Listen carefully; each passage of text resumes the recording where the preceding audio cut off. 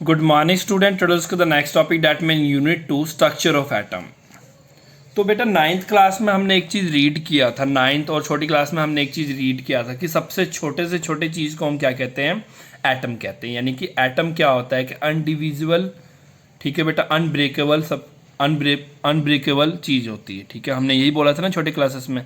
But बेटा जब हम फर्दर हायर से हायर स्टडी करते गए तो हमने क्या पाया कि एटम, जो हमें छोटी क्लास में हमने ये पढ़ा था कि एटम सबसे छोटी से छोटी चीज़ होती है, ऐसा नहीं होता है। एटम जो होता है वो भी बेटा क्या होता है, फर्दर और छोटे चीज़ों में क्या होता है, डिवाइड होता है, और छोटी चीज़ों में क्या होता है, टूटता है।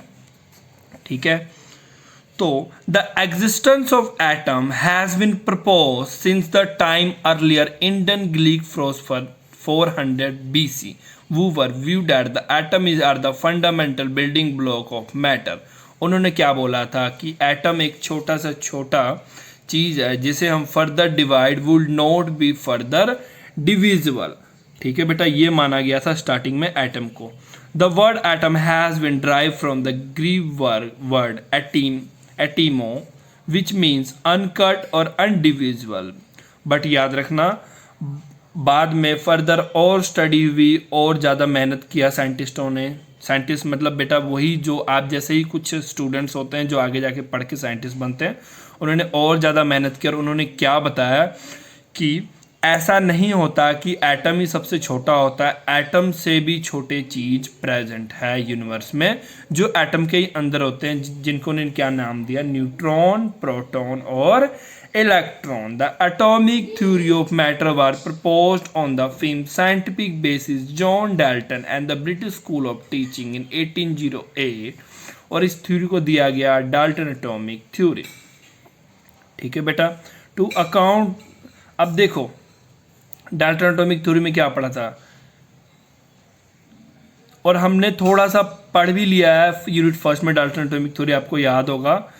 Experimental observation made by scientists toward the end of 19th and the beginning of 20th century. This established that the atom can be further divided into the subatomic particle.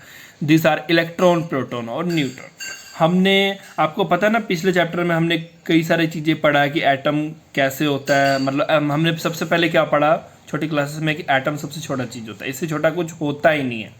फिर हम अब हम थोड़े और बड़े क्लास में तो मैंने आपको क्या बताया कि एटम से भी छोटे चीज़ होते हैं। वैसे तो डाल्टन एटॉमिक थ्योरी हमने प्रीवियस यूनिट में ही पढ़ा हुआ है, नाइन्थ में भी हमने स्ट्रक्चर ऑफ एटम के चैप्टर में पढ़ा होता है।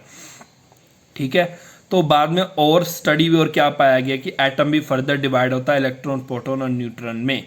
ठीक है, और जो डिफरेंट है concept of Dalton atomic theory से।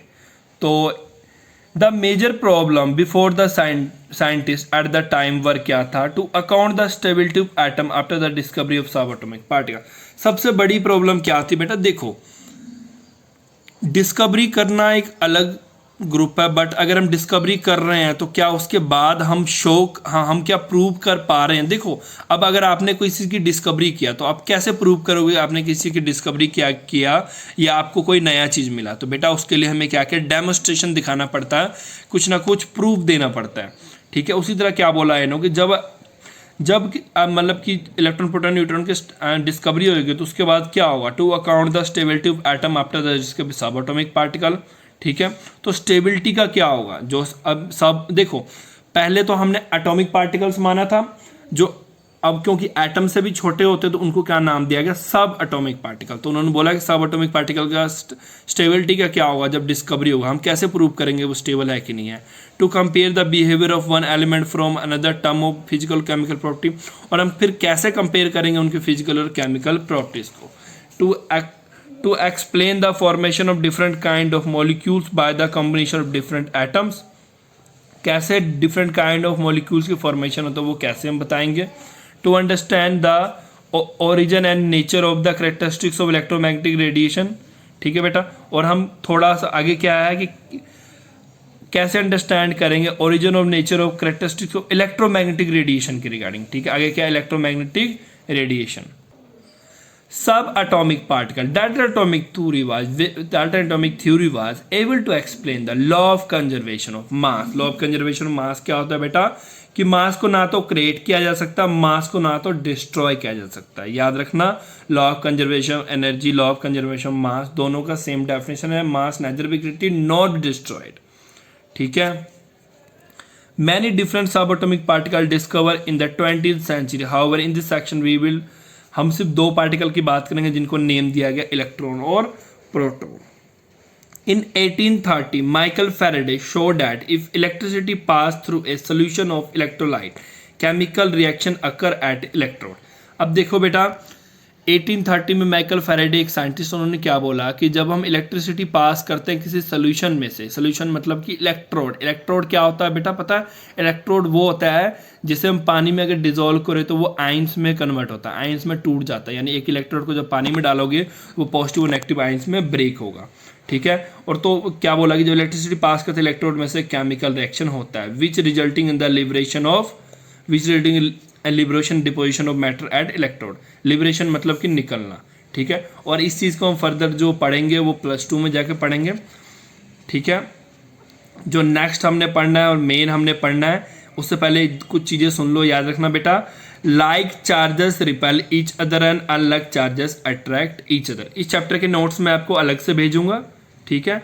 तो मैं आपको बताते रहूँगा कैसे नोट्स बनाने हैं आपने, कुछ बुक से बनवाऊंगा, कुछ मैं खुद भेजूंगा। ठीक है। Like charges repel each other, और जो अनलाइक चार्जेस होते हैं वो अट्रैक्ट करते हैं ईच अदर को, ये दिमाग में डाल लो। In mid-1850, many scientists, mainly Faraday, began to study the electrical discharge, partially aggravated tube, now as cathode ray discharge tube. पहले ट्यूब के बारे में थोड़ा सुन लो। इसे, ये क्या है बेटा? एक ट्यूब है, ग्लास का ट्यूब है। ठीक है। इसमें बेटा एक वैक्यूम पंप लगाया गया। वैक्यूम पंप का काम क्या होता है? सारा का सारा वैक्यूम पंप का काम क्या होता है बच्चे? एक तो इस ट्यूब के अंदर प्रेशर को मेंटेन रखना। अब ध्यान से सुनो, देखो थोड़ा थोड़ा चीज़ों को सुनते जाओ, क्योंकि कई चीज़ें हैं, कई चीज़ें क्या बेटा 90% चीज़ें जो आपके लिए नया है, जो आपने पहले नहीं सुना होगा। तो ये मान लो एक ग्लास का ट्यूब है। ठीक है बेटा, मान के लो ग्लास का ट्यूब ही है, इसमें एक वैक्यूम पंप लगा है। देखो वैसे पंप का क्या काम होता है? हवा को अंदर से बाहर से अंदर भेजना, पर ये वैक्यूम पंप का क्या काम होता है? इसके अंदर से हवा खींच रही है और बाहर भेज रहा है, ताकि अंदर कोई भी हवा ना प्रेजेंट रहे। ठीक है, वैक्यूम बन जाए, यानी कि कोई गैस ना प्रेजेंट हो। इसके अंदर बेटा क्या लगा हुआ है? एक नेगेटिव टर्मिनल है जिसे कैथोड बोलेंगे। याद रखना, दिमाग में डाल लो, कैथोड मतलब नेगेटिव और एनोड मतलब पॉजिटिव। और ये जो ट्यूब्स है ये वायर से फर्दर जुड़ी हुई है हाई वोल्टेज सोर्स के साथ। आप ध्यान से देखो, और इसे बोलते हैं बेटा electric discharge, cathode ray discharge tube.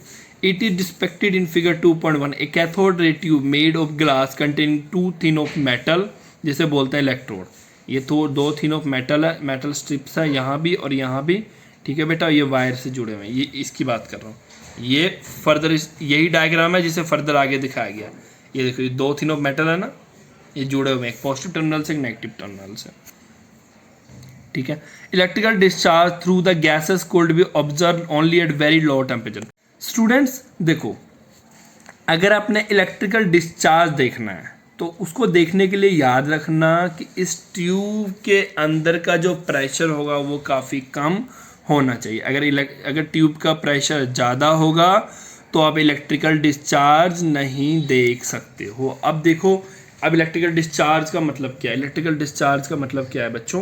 कि जब आप इसमें से करंट पास करोगे, जब मैंने क्या किया, यहाँ पावर ऑन किया, तो क्या होगा? इस नेगेटिव से इलेक्ट्रिकल चार्ज निकलेगा, इस नेगेटिव से क्या होगा? चार्ज निकलेगा जो पॉजिटिव की तरफ जाएगा। आप याद रखना ऑलवेज, जो करंट इसमें मतलब कि जो चार्ज फ्लो करेगा, इलेक्ट्रिकल डिस्चार्ज या चार्ज फ्लो करेगा, वो ऑलवेज नेगेटिव से पॉजिटिव की तरफ वो फ्लो करेगा। समझ गए मेरी बात? एक cathode ray made of glass, ये पढ़ लिया हमने, ये भी पढ़ लिया, लो टेम्परेचर पे होगा। चलो एक और चीज़ बता देता हूँ कि जो करंट फ्लो होगा वो नेगेटिव से पॉजिटिव की तरफ होगा। ध्यान से कुछ पॉइंट सुन लो। और करंट फ्लो होने के लिए कुछ कंडीशंस है, इसके अंदर का प्रेशर काफ़ी कम होना चाहिए, एक फिक्स प्रेशर पे होगा, याद रखना, ना ज़्यादा ना कम। ठीक है। Pressure of different gases could be adjusted by application. Application मतलब वैक्यूम पंप के द्वारा। When the sufficient high voltage applied across the electrode, current start flowing through. current start flowing through stream of particle moving from tube negative electrode to the positive anode. Positive electrode इसका मतलब क्या है कि जब high voltage source लगा रहे हैं तो करंट फ्लो करना शुरू हो गया है, किधर से किधर, इस नेगेटिव से इस पॉजिटिव के तरफ वो फ्लो करना शुरू कर जाएगा. This were called electrode cathode ray या कैथोड रे पार्टिकल. इसे कैथोड रे या कैथोड रे पार्टिकल क्यों बोलेंगे, सुनो. क्योंकि बेटा जो चार्ज पास होना शुरू हो रहा है, यानी चार्ज जहाँ से ओरिजिनेट हो रहा है या जहाँ से निकल रहा है, वो कौन सा पोजीशन है, कैथोड. इसलिए इसका नाम कैथोड रे दिया गया. अगर वो एनोड से निकलता है उसे एनोड रे पार्टिकल बोलते हैं, एनोड रे डिस्चार्ज ट्यूब बोलते हैं. ठीक है बेटा. The flow of current from the cathode to anode was further checked by making a hole in anode and coating a tube behind the anode with the first. अब देखो, अब next question क्या है कि आप बोलोगे सर हमें पता कैसे लगेगा कि कुछ पास हो रहा है कि नहीं हो रहा है, क्योंकि हमें तो यहाँ कुछ नहीं दिख रहा. बहुत अच्छा क्वेश्चन है आपका. तो आपने एक चीज सुना है ना, फोटोग्राफिक प्लेट नेगेटिव. आपको याद आया होगा जो पहले जो कैमरे में लगता था उसे नेगेटिव बोलते थे. एक बारी में एक ही फोटो होता था. ठीक है बेटा, नेगेटिव होता था. आपको याद है ना, जिसे फोटोग्राफिक फिल्म भी बोलते थे, प्लेट भी बोलते थे, जिसे बेटा धूप में नहीं लेके जाते थे. ठीक है, अगर नहीं पता होगा तो उसे जस्ट नेट पर सर्च करना. ठीक है, फोटोग्राफिक प्लेट क्या होता है या नेगेटिव वाला वो क्या होता है, आपको पता लग जाएगा. ठीक है, आप इसमें ध्यान से देखो. उन्होंने क्या बोला कि अब ये रे यहाँ से यहाँ पास हो रहा है कि नहीं हो रहा है, हम कैसे पता लगा. उन्होंने क्या किया कि ये प्लेट है ना, ये पॉजिटिव वाला, इसके बीचों बीच छेद कर दिया, कुछ छेद कर दिया. क्योंकि अगर ये रे यहाँ से निकल रहा है तो वो छेद में से निकल के ये इस तरफ भी जाएगा. और उन्होंने क्या किया, ग्लास के इस पोजीशन पे क्या किया, उन्होंने कोटिंग कर दी. कोटिंग का क्या नाम है बेटा, फ्लोरोसेंट कोटिंग या जिंक सल्फाइड कोटिंग. ये बेटा एक ऐसा मटेरियल होता है जिसपे अगर कोई भी लाइट अगर आके टकराए तो एक वाइट से स्पॉट ये बना देता है. इसका काम ही यही है कि डिटेक्ट करता है अगर कोई चीज़ पे फॉल होती है. ठीक है. The flow of current by anode further check by the making hole in anode and coating the tube behind the anode with fluorescent material, जिसे जिंक सल्फाइड कहते हैं. अगर रे पास कर रही है कैथोड से एनोड की तरफ और वो टकरा रही है इस वाले कोटिंग पे, जिसे जिंक सल्फाइड कोटिंग बोलेंगे, तो वो क्या बना देगा, यहाँ पे ब्राइट सा स्पॉट बना देगा. और ये जो ब्राइट सा स्पॉट बनेगा बेटा, वो हमें क्या शो करेगा कि कुछ ना कुछ पास हो रहा है कैथोड से एनोड के तरफ. तो कुछ ऑब्जर्वेशन निकला. Cathode ray start from cathode और मूव करता है एनोड के तरफ, यानी नेगेटिव से पॉजिटिव एंड के तरफ. This ray themselves are not visible. This behaviour check by the help of certain material. ये रे विजुअल नहीं होता, इसको चेक करने के लिए कुछ मटेरियल यूज़ करना, जिसे फ्लोरोसेंट मटेरियल बोलते हैं. उसके लिए मैंने बताया था ना कि हमने क्या किया, इस पे होल किया था और ये जब यहाँ से यहाँ पास हुआ, तो अगर होल में से कुछ रेस पास हुआ, यहाँ जाकर टकराया, तो हमें प्रूव होगा कि कुछ ना कुछ इसमें से पास हो रहा है. बेटा ये न्यू है, बट मुझे पता है ये आपके लिए न्यू है. हो सकता है आपको थोड़ी बहुत चीज़ें जल्दी समझ ना आए, थोड़ा प्रॉब्लम भी आ सकती है, बट कोई बात नहीं बच्चों, अच्छे से पढ़ो, प्रॉब्लम नहीं आएगी. डाउट्स पूछो, सबसे बड़ी बात है डाउट्स पूछो. ठीक है.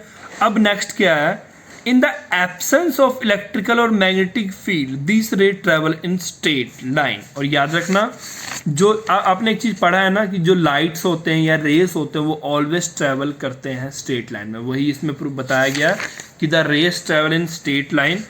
कब तक, जब तक उसके पाथ में कुछ ना लगाया जाना. इलेक्ट्रिकल और मैग्नेटिक, याद रखना, इलेक्ट्रिकल और मैग्नेटिक फील्ड क्या करते हैं, उसको इन्फ्लुएंस करते हैं और उसके पाथ को चेंज करते हैं.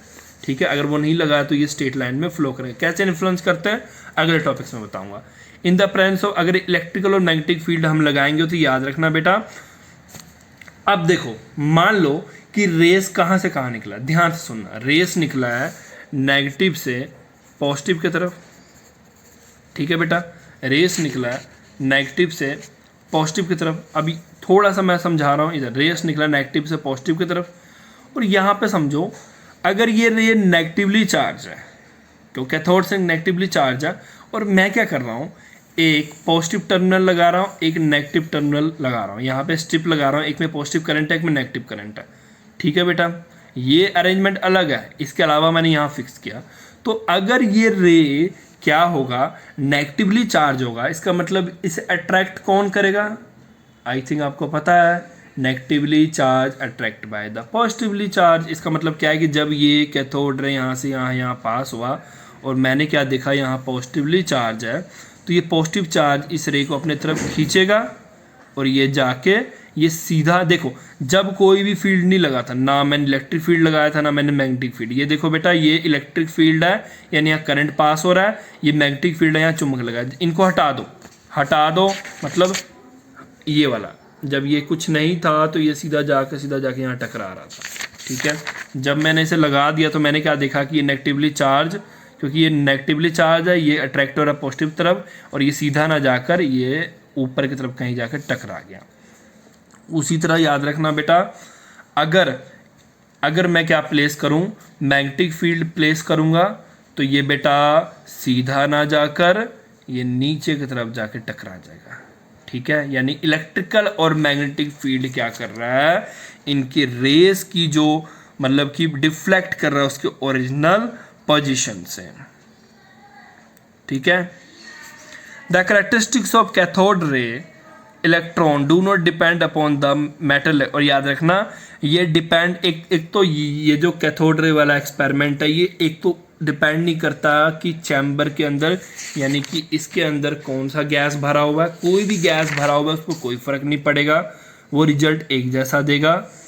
And the nature of gas present in the tube, और इन सभी चीज़ों से जब मैंने ऊपर पढ़ा सबसे क्या पता लगा, एक तो जो रेस है वो नेगेटिवली चार्ज है, ठीक है। रेस नेगेटिवली चार्ज है, वो पॉजिटिव की तरफ अट्रैक्ट हो रहा है, वो मैग्नेटिक फील्ड की तरफ अट्रैक्ट हो रहा है। तो इन सब चीज़ों से क्या पाया गया कि कोई ना कोई नेगेटिवली चार्ज प्रेजेंट है, और उसी नेगेटिवली चार्ज को उन्होंने आगे जाके क्या नाम दिया, इलेक्ट्रॉन। और इसी तरह किसका डिस्कवरी हुआ, इलेक्ट्रॉन का। ओके बेटा, आई थिंक आपको क्लियर है। Thank you for today.